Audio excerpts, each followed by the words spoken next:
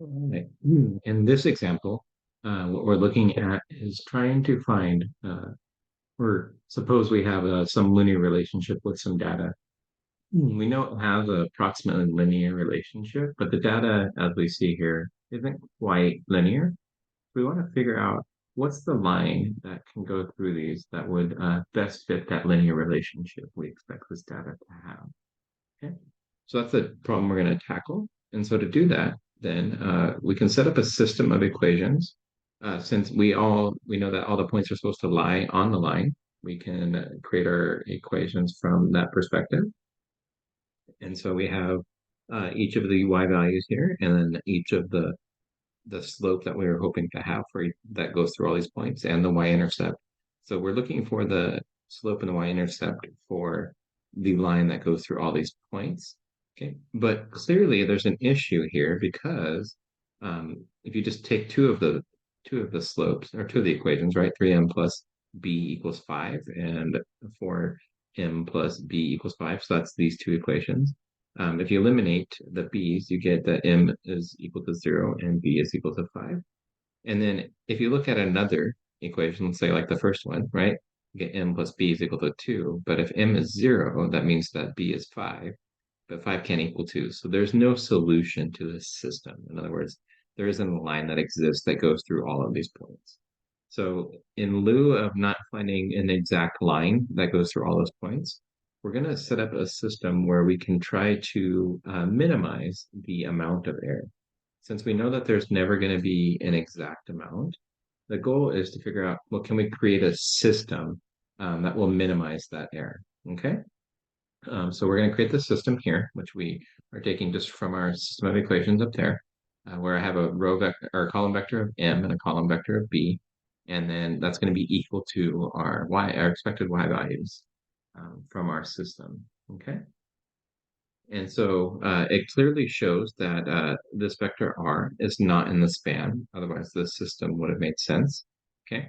So we need to figure out, can we find the value of r, the perpendicular projection of r, so that we can, say, produce or span or project that vector r into the subspace formed by v, which is formed by m and b, the parameters of our linear equation, so that we can get as much of our vector r in that plane. In other words, so that we can express the projection of r as a linear combination of m and b.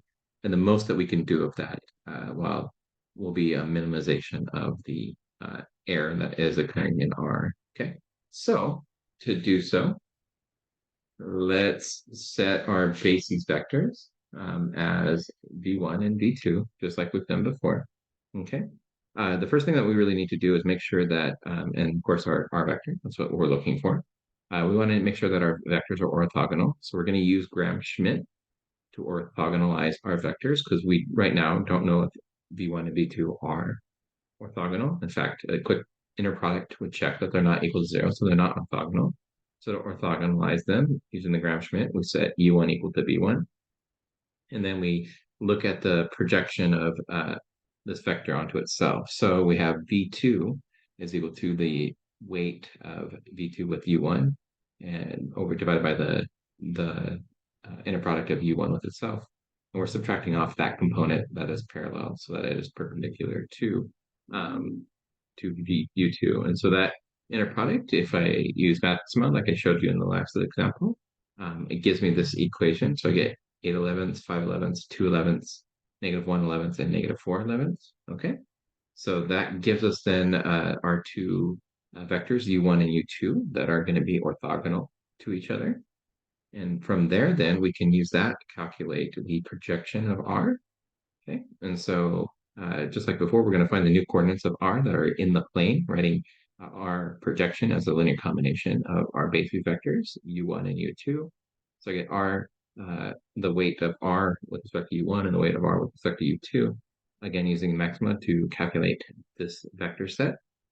This new vector, I get 13/5, 7/2, 22/5, 53/10, so 31/5. Okay, so this is the projection of r onto this perpendicular basic set U1 and U2. Okay, so finally we can show this projection is the best fit um, by kind of thinking of our equation of the form AU equals R. Okay, so our vector, our A is our set of data, right? So we have our set of data, our slopes, and our x and y values, right? Our unknown um, intercepts and our unknown slopes. So these are the coefficients that multiply by this vector set that we're trying to figure out, and that's equal to our original vector. So that's what we started with. And since we know that AU is never going to equal R, okay, we're going to define an error term, call it E, that's going to be equal to the R minus the projection off. So we're going to try to minimize that perpendicular distance, okay, which we want to get as close to zero as possible, okay? So we want to find uh, the vector U, which is M and B, such that the error term E goes to zero. So we go ahead and solve that in there. And since we already know what the perpendicular component is, the projection of it, I should say, we're going to plug that in. And so we get the augmented matrix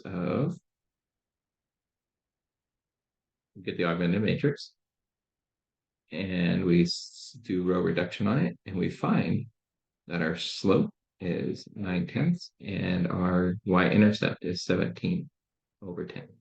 Okay, so the equation of best fit then is going to be this line equals y equals 9/10 x plus 17/10. And if you plot this line through this set of data, you'll find that the line actually goes really close to each of those points. Not going through all of them, of course, because it's a line of best fit. But that shows then that that is their best fit for data. Okay, I hope that was helpful, and I'll see you in the next video.